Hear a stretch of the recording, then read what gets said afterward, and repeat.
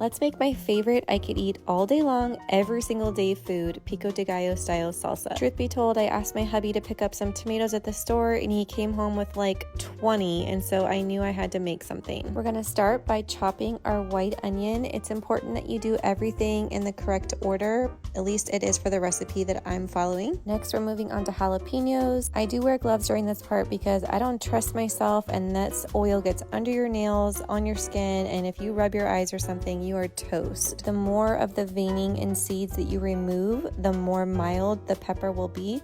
So I remove about 3/4 of the veining because I want it to be pretty mild. Next, we're gonna dice these up nice and small and put them on top of our onion in our bowl. Do not stir. For this bowl today, I've used about 3 large white onions and 5 jalapenos. Next, we are gonna juice about 4 limes over the top, and then I'm gonna do some salt and some garlic powder.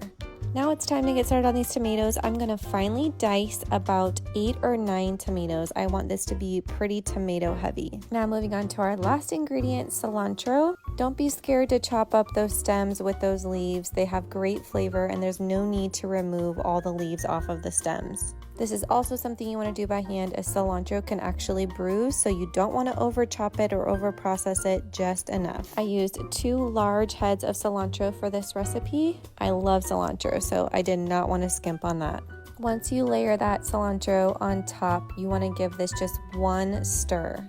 I don't exactly know the reason behind this. I don't ask questions. My coworker Lupe says this is what you're supposed to do, and she makes the best pico, so I listen. So after that's all folded together, I just let it rest and I leave it be and I get the chips out. If you have Mexican oregano, that also is a delicious flavor to add to your pico. I didn't have any on hand, but I'm telling you, just some garlic powder, some salt, and that lime juice is truly all you need. This tastes so fresh and so amazing. As you can see, I made a huge bowl, so I will have plenty to eat on for the next couple days and some to give to friends.